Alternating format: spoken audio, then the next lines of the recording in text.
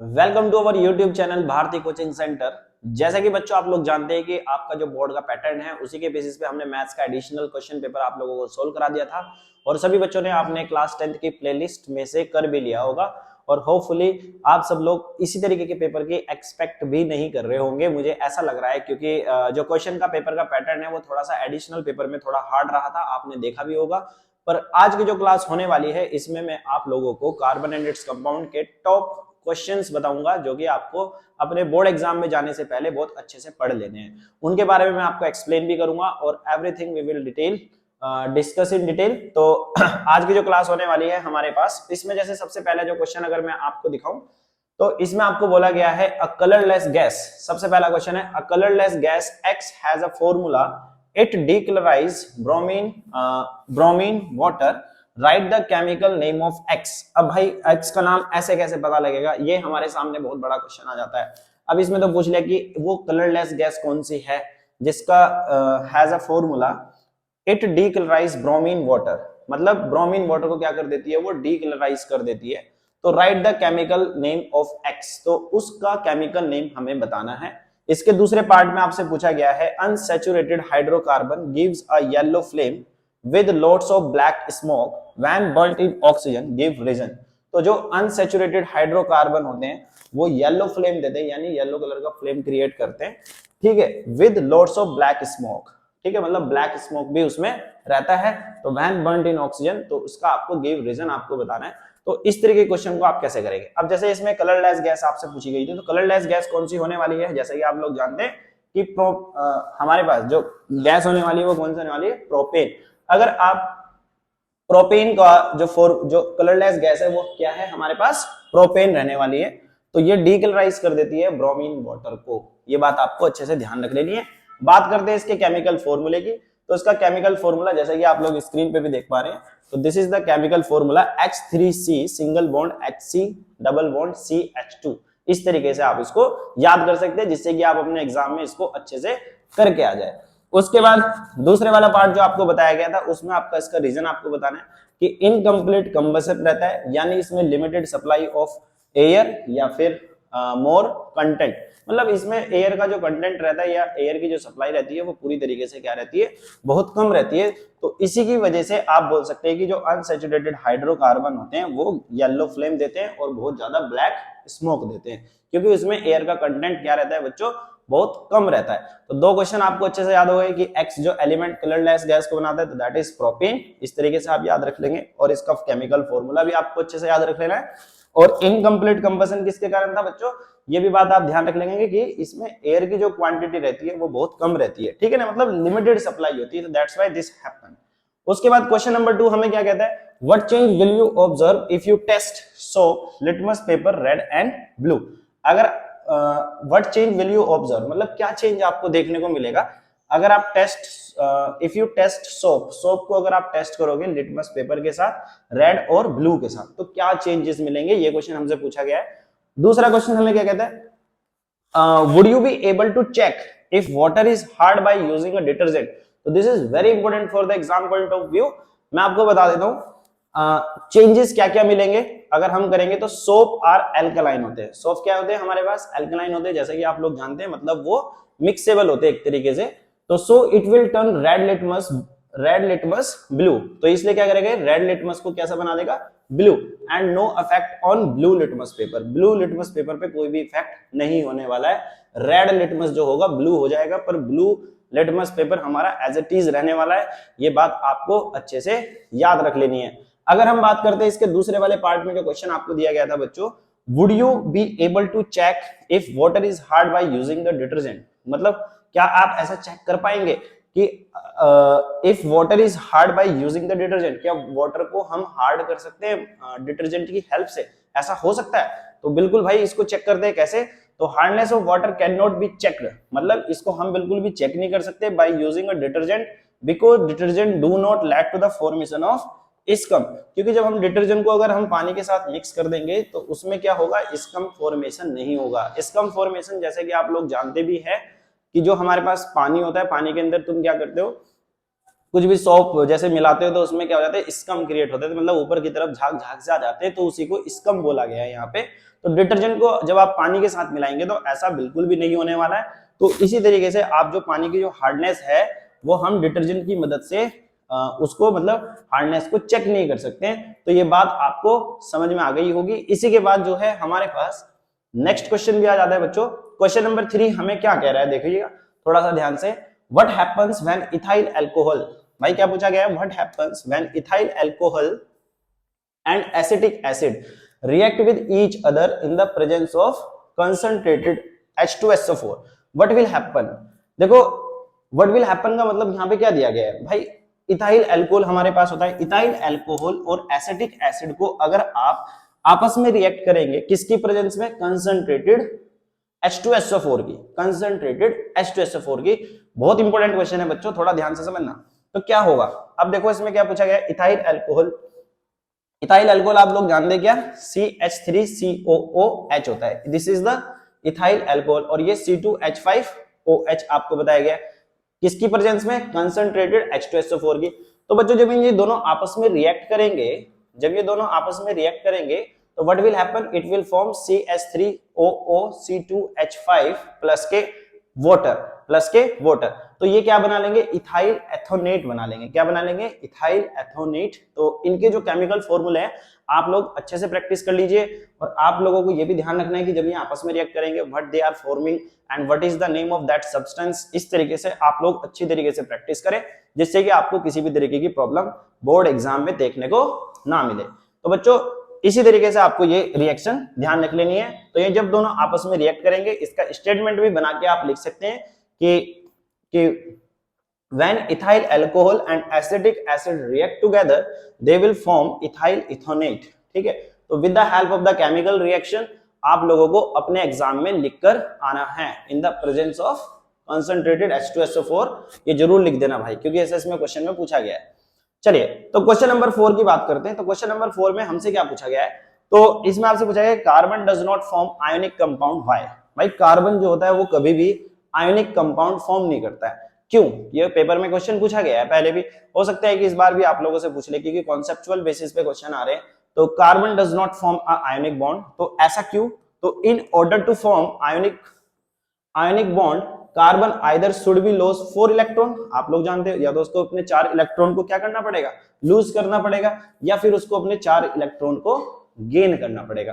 भाई कार्बन को या तो 4 अपने छोड़ने पड़ेंगे क्या इलेक्ट्रॉन, और 4 या फिर उसको अपने पास लेने पड़ेंगे।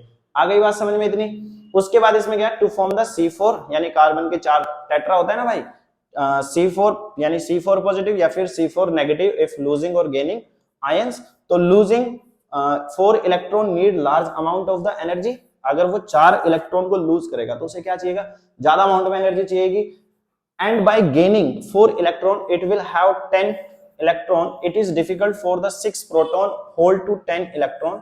सो C4 नेगेटिव मतलब लूज करना उसके लिए थोड़ा सा आसान रहता है, and C4 positive is not possible. यहाँ पे प्लस का साइन लगा देना, इसकी वजह से ये आपका बिल्कुल पूरी तरीके से ठीक हो जाएगा। आगे बात सबको समझ में, तो यानी आप इस तरीके से इसमें बता सकते हैं कि जो अमाउंट है एनर्जी का वो ज्यादा चाहिएगा लूज करते हुए, गेनिंग करते हुए ऐसा नहीं चाहिएगा। ये बात आपको इसमें जरूर मेंशन करके आनी है जिससे कि आप अपने एग्जाम में इसको अच्छे से लिख पाए, क्योंकि बच्चों पेपर का जो पैटर्न है शॉर्ट क्वेश्चन आप लोगों से पूछे जा रहे हैं, बड़े बड़े क्वेश्चन आपसे नहीं पूछे जा रहे हैं। तो शॉर्ट में आप छोटी सी बात को लिखे पर इंफॉर्मेटिव वे में लिखे। आ गई बात सबको समझ में। चलिए उसके बाद जो आता है हमारे पास question number 5, how vinegar made, how is vinegar made, vinegar किस तरीके से बनता है। दूसरा question, what is the glacial acetic acid, glacial acetic acid क्या होता है। ग्लेशियल का मतलब यहाँ पे ऐसा होता है जैसे कोई चीज आइस बन जाती है तो उसको ग्लेशियल बोला जाता है। क्या बोला जाता है उसको, ग्लेशियल बोला जाता है। तो what is its melting point, अब कोई चीज आइस बन जाएगी तो उसका मेल्टिंग पॉइंट भी कुछ ना कुछ होगा या नहीं होगा। तो why are carboxylic acid called weak acid, तो कार्बोक्सिलिक एसिड को हम वीक एसिड क्यों बोले जाते हैं। एक ही क्वेश्चन में बहुत सारे पार्ट आपसे पूछ लिए गए हैं। Right the name and the formula of the two compound formed when the ester CH3COOC2H5 undergoes saponification। तो इस तरीके से आपसे क्वेश्चन पूछ लिया गया है। तो व्हाट विल हैपन, तो तो इसका जो आंसर रहने वाला है आपको मैं बताऊं, हाउ विनेगर इज मेड। तो विनेगर जो बनता है एसिटिक एसिड, एसिटिक एसिड जो होता है हमारे पास, जो एसिटिक एसिड जो हमारे पास रहता है CH3, मैंने आपको बताया भी था इससे पहले, जो हमारे पास रहता है CH3 COOH, ठीक है ना, CH3 COOH हमारे पास क्या रहता है, एसिटिक एसिड रहता है। तो एसिटिक एसिड वाटर जब रहेगा, ध्यान से समझना, हाउ विनेगर इज मेड, तो एसिटिक एसिड इन वाटर, जब आप इसको CH3OOH को पानी में मिलाएंगे यानी 5 से 8% सॉल्यूशन रहेगा। देखो बहुत बड़ी बात को आप इस तरीके से लिख सकते हैं। दूसरी बात, what is glacial acetic acid, तो these are both the same things, बस ये क्या है, इसका एक तरीके से प्योर फॉर्म होता है। प्योर फॉर्म मतलब एक उसका आइस फॉर्म होता है, उसी को यहाँ पे ग्लेशियल एसिटिक एसिड बोला गया है। फॉर्मूला दोनों का सेम रहता है, कभी आप कंफ्यूज रहे कि ग्लेशियल एसिटिक एसिड का फॉर्मूला अलग रहेगा, ऐसा नहीं होगा, दोनों का फॉर्मूला सेम रहने वाला है। तो इसमें पूछा है कि what is its melting point, तो pure ethanoic acid, ethanoic acid को ही हम क्या कहते हैं, एसिटिक एसिड कहते हैं। ये दोनों की दोनों बात क्या होती है, सेम होती है। एसिटिक एसिड क्या होता है, इथेनोइक एसिड ही होता है, क्योंकि ये कार्बोक्सिलिक ग्रुप के होते हैं, तो इसलिए इनको क्या बोला जाता है, इथेनोइक और एसिटिक एसिड, दोनों की बात सेम रखी गई है। तो इनका केमिकल फॉर्मूला अभी भी मैं बता देता हूं, CH3COOH रहता है और 290 केल्विन इसका एक केमिकल फॉर्मूला रहता है। ठीक है बच्चों, इस तरीके से आपको क्वेश्चन नंबर सी में पूछा गया है, why are carboxylic acid called the weak acid. अब कार्बोक्सिलिक ग्रुप के ही तो भाई ये होते हैं, तो यानी ये वीक क्यों होते हैं। वीक क्यों होते हैं बच्चों, क्योंकि ये आयनाइज कंप्लीटली नहीं होते। आयनाइज मतलब ये पूरी तरीके से मिलते नहीं है किसी के साथ, ये अपना बॉन्ड अलग ही बना के रखते हैं, मतलब अपनी फैमिली में रहना पसंद करते हैं, यही एक इसका कारण होता है। तो ये आयनाइज कंप्लीटली नहीं होते, तो डू नॉट आयनाइज कंप्लीटली आपको शॉर्ट में लिख देना है। तो write the name and the formula of the two compound formed when the ester तो अंडरगोज स्पैनिफिकेशन। तो आपको नेम बताना है और formula of the two compound आपको बताना है। तो CH3COOH आप लोग जानते हैं, this is the acetic acid, और फिर इसी को क्या बोलते हैं, इथेनोइक एसिड। एसिटिक एसिड को ही हम क्या बोल रहे हैं, इथेनोइक एसिड बोल रहे हैं। तो these are the two compound C2H5OH and ethanol. तो these are the two compound, आप इस तरीके से बात को अच्छे से लिख सकते हैं। ठीक है, प्रोसीड करते हैं हम नेक्स्ट क्वेश्चन के लिए। जो क्वेश्चन नंबर 6 आता है, क्वेश्चन नंबर 6 हमें क्या बताता है, इसमें पूछा गया है, what are the two properties of carbon which lead to the huge number of carbon compound we see around us. तो देखियो बच्चों, इसमें थोड़ा सा ध्यान से देखना है, what are the two properties, वो दो प्रॉपर्टी है क्या, किसकी भाई, कार्बन की। किसकी प्रॉपर्टी पूछी गई, कार्बन की। which leads to the huge number of carbon compound we see around us, मतलब जिसकी वजह से हम बहुत सारे कार्बन अपने आसपास देखते हैं। ठीक है, आप सब लोग जानते हैं कि जितने भी थिंग्स हमारे आसपास है, हर चीज के अंदर कार्बन है। जैसे कि आपको टेस्ट भी करना होता है, तो आप क्या करें, किसी भी चीज को बर्न करोगे, बर्न करने के बाद क्या होगा, वो चीज ब्लैक हो जाएगी, तो इट मींस उसके अंदर क्या है, कार्बन है। ये बात आपको समझ में आती है। तो अब आप ये सोच रहे होंगे कि भाई ऐसा तो मैं सारी चीज को बर्न करूंगा, ठीक है, तो उसके अंदर कार्बन होगा। हाँ भाई, ये बात सही है, पर एक दो चीजें ऐसी है, आपको मेरे को कमेंट करके बताना है कि जिसके अंदर कार्बन नहीं होता। तो we will wait for your comment. तो देखेगा सबसे पहले, तो इसका जो क्वेश्चन होने वाला है, क्या रीजन होता है, the two main properties which lead to the huge number of carbon around us. तो ऐसा क्या कारण है, तो देखिएगा, सबसे पहली बात होती है कैटिनेशन। कैटिनेशन मतलब एक लॉन्ग फॉर्म चेन होती है किसकी, कार्बन की। तो it is the self linking property of the carbon. Self linking मतलब चेन फॉर्म, जिसको मैं बता रहा हूं, due to its small size and high electronegativity. इसका जो छोटा, इसका क्या कारण रहता है, मतलब ये साइज में क्या रहते हैं, बहुत छोटे छोटे रहते हैं। As a result of which each carbon become capable of forming stable bond with each other. अब यार एक बात बताओ, कार्बन कार्बन क्या कर रहा है, आपस में जुड़ते जुड़ते जा रहा है, ठीक है, आपस में जुड़ते जुड़ते जा रहा है। अब ये बहुत छोटा सा एलिमेंट होता है, पर इसके पास क्या प्रॉपर्टी है, अपनी खुद की प्रॉपर्टी ऐसी है कि ये अपने आप को बिल्कुल मजबूत करके जोड़ के रखता है। तो इसी को क्या बोल रहा है, सेल्फ लिंकिंग, मतलब किसी की जरूरत भी नहीं पड़ रही है, फिर भी क्या कर रहा है, ये लिंक होते जा रहा है। तो समझ रहे हो ना, इसी को हम क्या बोल रहे हैं, यहाँ पे कैटिनेशन बोल रहे हैं। तो ये कैपेबल होते हैं, जिसकी वजह से एक अच्छा बॉन्ड बना लेते हैं कार्बन एटम का। This can be extended in the form of the straight chain, या तो हम इसको स्ट्रेट चेन बना सकते हैं, या फिर हम इसको क्या बना सकते हैं, ब्रांच्ड चेन भी बना सकते हैं। मतलब ऐसे ऐसे करके कार्बन के इधर इधर हम इस तरीके से इसको ब्रांच वाइज भी डिस्ट्रीब्यूट कर सकते हैं। तो जरूरी नहीं है कि स्ट्रेट और स्ट्रेट और ब्रांच दोनों तरीके से बन सकते हैं, और साथ ही साथ हम इसको रिंग फॉर्म में भी बना सकते हैं। तो आपको अगर एमसीक्यूज में आएगा किस तरीके से हम कार्बन एटम को अरेंज कर सकते हैं, तो थोड़ा ध्यान रखिएगा कि स्ट्रेट भी हो सकते हैं, रिंग में भी हो सकते हैं, ब्रांच्ड भी हो सकते हैं। तो इस तरीके से आपको ध्यान रखना है। और कैटिनेशन मतलब दिस इज द फंडामेंटल, जिसमें कार्बन एटम्स अपने आपस में एक लॉन्ग फॉर्म ऑफ चेन बना लेते हैं। This is the self linking property of the carbon we can say. फिर उसके बाद दूसरी प्रॉपर्टी क्या कहती है बच्चों? टेट्रावैलेंसी। क्या कहती है? Tetravalency of carbon. टेट्रा मतलब 4 होते हैं। तो carbon having the 4 electron, carbon के पास कितने इलेक्ट्रॉन होते हैं? 4 electron. It's valence shell can share these 4 electron either with the other 4 carbon. ये आप लोग समझते हो भाई 4 पे शेयरिंग होती है, ठीक है। कैन शेयर एटम और any other 2 atom element like Na, NOH या फिर S and halogens etc. hence the number of carbon compound to large extent। तो इसलिए क्या करते हैं, ज्यादा ज्यादा अमाउंट में हमें देखने को मिलते हैं। तो आपको 2 प्रॉपर्टी ध्यान रखनी है, एक कैटिनेशन और एक टेट्रावैलेंसी। क्या बताया मैंने? टेट्रावैलेंसी। तो दोनों की दोनों प्रॉपर्टी इसके बारे में आप अच्छे से पढ़ भी चुके हैं। इसी तरीके से आपको अपने अपने एग्जाम में लिखकर आना है। उसके बाद प्रोसीड करते हैं नेक्स्ट क्वेश्चन, जो हमें कहता है 8। देखो क्वेश्चन नंबर 8 हमें क्या कहता है, बहुत इंपॉर्टेंट क्वेश्चन है। मैंने क्या बोला? बहुत इंपॉर्टेंट है, थोड़ा ध्यान से समझना। एक कंपाउंड है X, एक कंपाउंड X है। अब हमें X का कंपाउंड नहीं पता कि है क्या, वो कौन सा। इसको हमने हीट करा बहुत ज्यादा, excess concentrated with excess concentrated sulphuric acid at 443 kelvin. 443 kelvin पे हमने करा। Gives an unsaturated compound YX। एक अनसैचुरेटेड कंपाउंड हमें देता है Y और X, यानी ये अलग अलग। Also react with sodium metal to evolve a colourless gas. Colourless gas मतलब एक हमें कलरलेस गैस भी मिलती है जिसका नाम Z बताया गया है। आइडेंटिफाई X एंड Y और Z। अब हमें क्या करना है? इनको आइडेंटिफाई करना है। भाई आइडेंटिफाई कैसे करेंगे ये भी समझ में आना चाहिए। तो write the equation of the chemical reaction of the formation of Y and also write the role of sulphuric acid in this reaction. भाई हम सल्फ्यूरिक एसिड क्यों लाए इस वाली रिएक्शन में, ये भी आपसे पूछा गया है।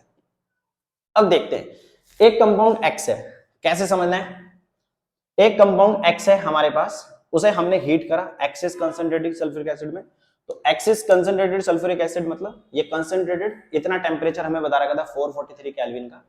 तो ये कंपाउंड X जो होने वाला है दैट इज इथेनॉल, ठीक है ना। इथेनॉल क्या रहने वाला है? कंपाउंड। इसकी प्रॉपर्टी होती है, तो this is the formula for the ethanol, you know very well. CH3 CH2 single bond OH in the presence of concentrated H2SO4 at 443 Kelvin it gives CH2 तो जो इथेनॉल कंपाउंड जो है हमारे पास X है, तो ये क्या देगा हमें? कंपाउंड Y देगा।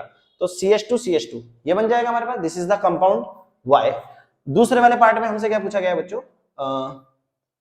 यहां पे कि जब ये आपस में रिएक्ट हो जाएंगे, कलरलेस गैस के बारे में बताया गया है। Unsaturated compound Y also react with sodium metal, इसके साथ सोडियम मेटल के साथ रिएक्ट करता है और एक कलरलेस गैस देता है जिसको क्या बोला गया है? Z। तो वो कलरलेस गैस कौन सी रहने वाली है? तो बच्चों जब ये आपस में इस तरीके से रिएक्ट होंगे, 2CH3 CH2 OH single bond के साथ प्लस के 2Na, ये क्या है हमारे पास यहाँ पे?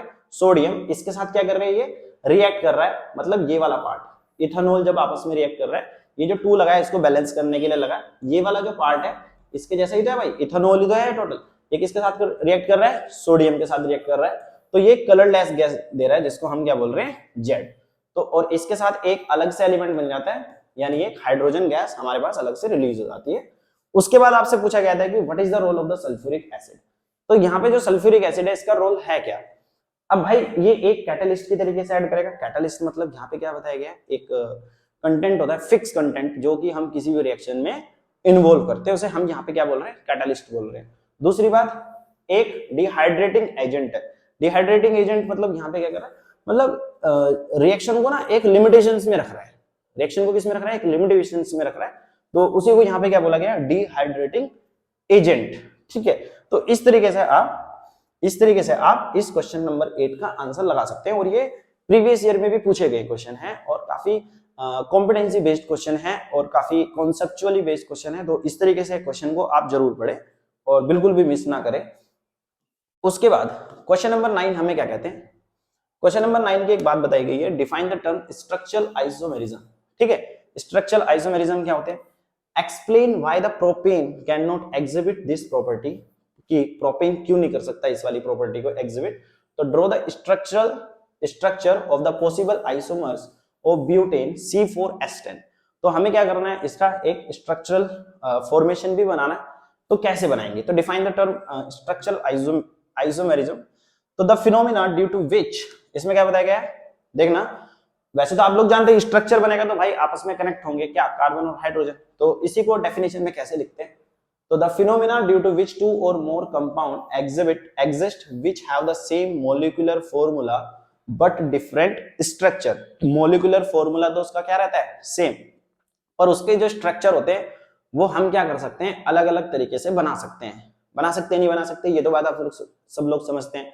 तो स्ट्रक्चर अलग हो सकता है पर मोलिकुलर फॉर्मूला कभी नहीं बदलने वाला। क्यों, क्योंकि इसमें जो दूसरा क्वेश्चन पूछ रखा है, इसमें आपसे पूछ रखा है कि एक्सप्लेन व्हाई प्रोपेन क्यों नहीं कर सकता ये वाली प्रॉपर्टी को एग्जिबिट, क्यों नहीं कर सकता, क्योंकि जो प्रोपेन है भाई, प्रोपेन जो है हमारे पास can not exhibit this property because due to the lesser number of carbon atom. उसके पास क्या होते हैं, कार्बन एटम क्या होते हैं, बहुत कम होते हैं, आप लोग जानते भी है। It can form only one combination of atom. तो ये एक ही तरीके का एटम का फॉर्मेशन बना सकता है, कॉम्बिनेशन बना सकता है। तो it can form only one combination of atom. तो उसके बाद आपसे बोला draw the structure of possible isomers of butane C4H10। तो इसकी आपको क्या बनाना है, स्ट्रक्चर बनाना है। तो इस तरीके से आप स्ट्रक्चर भी बना सकते हैं। ये आपको यहाँ पे बड़े अच्छे से दिख रहा होगा। तो C4 यानी हमारे पास जो रहने वाला है C4H10। तो 1 2 3 4, तो दीज आर द कार्बन 4, इसमें लिख के भी बताया गया है। और ये 10 1 2 3 4 5 6 7 8 9 और ये हो गया 10। ठीक है बच्चों, अब देखो इसमें भी हमारे पास क्या है, मोलिकुलर फॉर्मूला तो दोनों का सेम है, C4H10 है या नहीं है। अब इनका जो स्ट्रक्चर है, जो इसका स्ट्रक्चर है वो क्या है, डिफरेंट है। स्ट्रक्चर कैसा है बच्चों इनका, डिफरेंट। तो आपको जो भी अच्छा लगे आप अपने एग्जाम में इस तरीके से बना सकते हैं। आगे बात समझ में, तो मतलब स्ट्रक्चर आप बदल सकते हैं पर मोलिकुलर फॉर्मूला नहीं बदल सकते। उसी के बेसिस पे आपको दिया गया है, होपफुली आपको समझ में आ गया होगा। जो हमारे पास नेक्स्ट क्वेश्चन कहता है वो ये कहता है कि right the chemical equation of the reaction of the ethanoic acid. बहुत इंपॉर्टेंट क्वेश्चन है, मैंने क्या बोला, बहुत इंपॉर्टेंट है, पढ़ लेना, जरूर पढ़ लेना, याद कर लेना, अभी कॉपी में लिख लेना इनको और बार बार रिवाइज करना। Carbonates compound not a easy task to complete, मैं आपको पहले ही बता दे रहा हूं। तो write the chemical equation of the reaction of the ethanoic acid. तो अगर हम इथेनोइक एसिड को सोडियम के साथ मिलाएंगे what will happen, sodium carbonate के साथ रिएक्ट कराएंगे देन व्हाट विल हैपन। इसी तरीके से इसकी प्रेजेंस में यानी कंसंट्रेटेड H2SO4 जैसे कैटलिस्ट की तरीके से एक्ट कर रहा है। उसके बाद state the role of the concentrated sulphuric acid esterification reaction. तो write one uses of the ethanoic acid. तो देखो बच्चों इस तरीके से क्वेश्चन जो है आपके एग्जाम में आ रहे हैं, आप देख भी सकते हैं। तो केमिकल इक्वेशन आपको बतानी है। इथेनोइक एसिड आप लोग जानते हैं CH3COOH होता है, CH3COOH हमारे पास क्या होता है, इथेनोइक एसिड, एसिटिक एसिड जिसे बोलते हैं। इसको किसके साथ रिएक्ट कराना है, पहले वाले पार्ट में बोला गया है सोडियम। मैंने आपको इससे पहले भी एक क्वेश्चन कराया था अभी। तो सोडियम के साथ जब आप इसको रिएक्ट कराएंगे तो इट विल फॉर्म दिस। तो इस तरीके से हाइड्रोजन गैस रिलीज हो जाएगी। उसी के बाद दूसरे वाले पार्ट में आपसे पूछा गया है सोडियम कार्बोनेट। क्या बोला गया है, सोडियम कार्बोनेट को, इथेनोइक एसिड को किसके साथ मिलाना है, सोडियम कार्बोनेट के साथ मिलाना है। तो it will form this CH3COO Na और CO2 और H2 गैस अलग से रिलीज हो जाएगी। इसके बाद हमें इथेनोइक एसिड को किसके साथ मिलाना है, इथेनॉल के साथ मिलाना है in the presence of concentrated H2SO4। तो जब आप इथेनॉल के साथ मिलाएंगे तो व्हाट विल हैपन, ये कंसंट्रेटेड H2SO4 इस तरीके से लिख देना है आपको और ये यहाँ पे इस तरीके से फॉर्म कर लेगा CH3COO C2H5 और प्लस के H2O अलग से बच जाएगा। ठीक है, इनको इंफॉर्मेटिव भी बना लेना आप सब लोग अच्छे से। उसके बाद आपसे पूछा गया state the role of concentrated sulphuric acid. तो इसका रोल क्या रहने वाला है, तो state the role of the concentrated sulphuric acid in the, तो इसमें जो है यही लिख सकते हैं कि it is acting at a catalyst और डिहाइड्रेशन एजेंट। ये इसमें सल्फ्यूरिक एसिड में जो है आप इसका यही वाला पार्ट बता सकते हैं। तो इसलिए शायद यहाँ पे लिखा भी नहीं हुआ है, कोई बात नहीं। तो write the one use of the ethanoic acid भी इसमें दे रखा है। तो इथेनोइक एसिड का आप लोग एक यूज जरूर पढ़ लेना बहुत अच्छे से। प्रोसीड करते हैं हम यहाँ से क्वेश्चन नंबर 11 के लिए। देखो जो क्वेश्चन नंबर 11 है हमें क्या कहता है, क्वेश्चन नंबर 11 में आपसे पूछा गया है क्या कि with the help of the diagram explain the cleaning action of the soap. आपको सोप का क्लीनिंग एक्शन बताना है डायग्राम की मदद से। मोस्ट इंपोर्टेंट क्वेश्चन है। तो इसमें विद द हेल्प, तो an element is the main constituent of paper, diamond, clothes, it forms covalent bond with itself and other element. तो आइडेंटिफाई द एलिमेंट आपको बताना है। Write the electron dot structure of its oxide, फिर draw the electron dot structure of methane and ethane. तो बच्चों with the help of the diagram explain the cleaning action of the soap. सबसे पहला question, तो क्या cleaning action of soap रहने वाला है। देखो जो सोप मॉलिक्यूल्स होते हैं, जो हमारे पास सोप मॉलिक्यूल्स होते हैं, वो कैसे होते हैं, ये स्ट्रक्चर फॉर्म करते हैं। They form a structures called micelles. क्या बोलते हैं इनको, मीसल्स बोलते हैं। Where one end towards the oil droplet, मतलब ये जैसे हमारे पास ये दिस इज द मीसल्स। मैं इसका बड़ा डायग्राम भी आपको दिखाऊंगा। तो इसका जो एक एंड होता है वो किसकी तरफ होता है, ऑयल की तरफ होता है, oil droplet. While the ionic and face outside, तो ये जो आयोनिक बॉन्ड, ये जो आयोनिक फेस, इसको क्या बोलते हैं, आयोनिक फेस बोलते हैं। क्या बोलते हैं, आयोनिक फेस। और ये क्या है बच्चों, हमारे पास यहाँ पे ऑयल ड्रॉपलेट, बीच का जो मॉलिक्यूल्स होता है ना, इसी को क्या बोला जाता है, ऑयल ड्रॉपलेट बोला जाता है। जैसे कि मैं आपको यहाँ पे भी दिखाने की कोशिश कर रहा हूँ, थोड़ा ध्यान से समझना। देखना, ये हमारे पास क्या है, यहाँ पे ऑयल ड्रॉपलेट है या नहीं है। तो इसका एक फेस तो क्या होता है इधर की तरफ, और जो ये आयोनिक फेस होता है ये आउटसाइड है, और एक फेस किसकी साइड होता है, ऑयल ड्रॉपलेट की तरफ। समझ में आ गया ना, ऑयल ड्रॉपलेट की साइड होता है, ऐसे आप लोग इसमें याद रख सकते हैं। तो पहले वाली बात समझ में आई। दूसरे वाले पार्ट में आपसे क्या पूछा गया, an element is the main constituent of the paper, diamond, clothes etcetera, it form covalent bond with itself and other. तो identify the micelles stay in the solution as an emulsion. ये किसकी तरीके से रहते हैं, the micelles stay in solution as an emulsion, emulsion की तरीके से रहते हैं। The soap solution does help in dissolving the dirt in water and we can wash the cloth clean। ये बात समझ में आ गई सबको कि भाई जो मिसल्स होते हैं वो क्या रहते हैं, पानी के अंदर, मतलब इमल्सन की तरीके से रहते हैं, मतलब एक झाग की तरीके से रहेंगे अंदर। The soap solution does help in dissolving the dirt, जो कि डर्ट को क्या करते हैं, रिमूव करने में मदद करते हैं। भाई डर्ट को ही तो हटाना है, ऑयल मतलब क्या है, यहाँ पे ऑयल का जो ड्रॉपलेट है, मतलब उसी को हमें क्या करना है, बाहर की तरफ निकालना है। And we can wash the cloth clean, हम इसी तरीके से क्लॉथ को क्या कर सकते हैं, क्लीन कर सकते हैं। उसके बाद जो इसका जो पार्ट है ना ये वाला, N element is the main constituent. तो एन एलिमेंट जो है हमारे पास, इसमें जो बताया गया है वो कौन सा एलिमेंट रहने वाला है, दैट इज कार्बन। क्या बताया गया, कार्बन जो है एलिमेंट रहने वाला है। उसके बाद आइडेंटिफाई द एलिमेंट हो गया हमारे पास। Write the electron dot structure of its oxide, तो उसका इलेक्ट्रॉन डॉट स्ट्रक्चर जो हमारे पास होने वाला है, इस तरीके से आप इसका इलेक्ट्रॉन डॉट स्ट्रक्चर बना सकते हैं। भाई CO2 हमारे पास है, CO2 का डॉट स्ट्रक्चर आप इजीली बना लेंगे इस तरीके से करके, मैं आपको दिखा भी देता हूँ। ठीक है, तो इस तरीके से आप स्ट्रक्चर इसका क्रिएट कर लेना। उसके बाद जो हमारे पास नेक्स्ट इसमें पूछा गया है बच्चों, थोड़ा ध्यान से समझना। Right the electron dot structure of its oxide, draw the electron dot structure of methane and ethane. तो मीथेन का और इथेन का भी डॉट स्ट्रक्चर आपसे पूछ लिया गया है। देखो क्वेश्चन किस तरीके से पूछा जा रहा है एग्जाम में, हर चीज आपसे पूछना चाह रहा है एक एक पार्ट के अंदर, तो आपको किस तरीके से बनाना है ये भी मैं आपको दिखा देता हूँ। तो मीथेन का और इथेन का, इथेन का ये ऊपर की तरफ, मीथेन का ये ऊपर की तरफ है और इथेन का ये नीचे की तरफ है। तो this is the structure for methane, ठीक है, and this is the structure for ethane. Molecular formula इनका सेम रहेगा, ये बात ध्यान रखना, पर इनका जो स्ट्रक्चर हो सकता है अलग अलग तरीके से आप अपने अकॉर्डिंगली बना लेंगे। होपफुली ये वाली बात भी आपकी समझ में आ गई होगी। तो इसी के बाद जो आता है हमारे पास, देखते हैं क्वेश्चन नंबर 11। तो state the reason why carbon compound have low melting point and boiling point. ये कॉमन क्वेश्चन इसमें पूछा जा रहा है। Carbon compound do not conduct electricity, why, इसका रीजन आपको बताना है।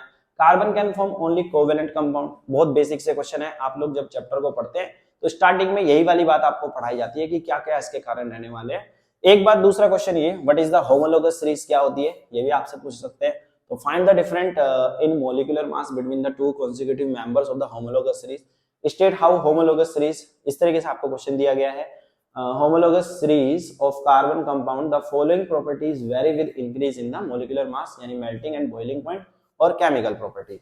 If we talk about the first question, इसका रीजन क्या रहने वाला है, तो इसका जो रीजन रहने वाला है हमारे पास कि भाई the force of attraction between the molecules are weak, बहुत ज्यादा वीक होता है, यही कारण हो सकता है। दूसरी बात जो आपसे पूछी गई है, पहले वाले का तो हो गया भाई carbon compound have low melting point और बॉइलिंग पॉइंट, तो इसका आंसर जो है हमने यहां से पढ़ लिया है कि the force of attraction between the molecules वो क्या रहता है, बहुत ज्यादा वीक रहता है। दूसरी बात, carbon compound do not conduct electricity, क्यों? क्योंकि bonding in carbon atom does not give rise to the any charge particle, मतलब उनकी जो बॉन्डिंग रहती है वो किसी को भी करंट को पास करने नहीं देती, मतलब करंट को राइज करने नहीं देती, तो ये इसका कारण आप इस तरीके से लिख सकते हैं।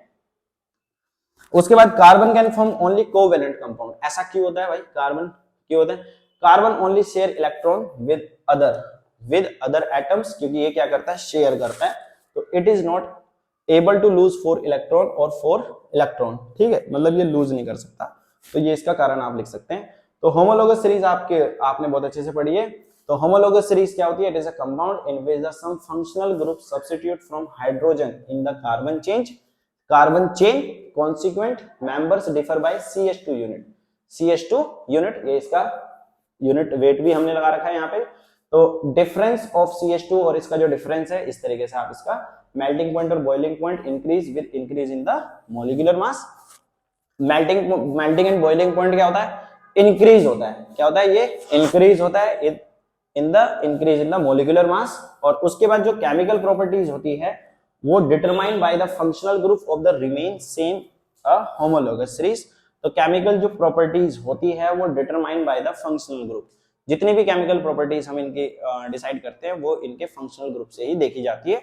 ये बात आपको इसमें मेंशन कर देनी है, जिससे कि आपको कोई भी प्रॉब्लम ना आए। तो इस तरीके से आप अपने अपने आंसर जो है अच्छे से बना सकते हैं। होपफुली आपको ये पूरी वीडियो समझ में आ गई होगी। अगर आपको हमारी वीडियो अच्छी लगी हो तो वीडियो को लाइक कर देना और चैनल को सब्सक्राइब कर देना, और आने वाले अपडेट्स के लिए बेल आइकन दबाना बिल्कुल भी ना भूलें। Thank you for watching, have a nice day.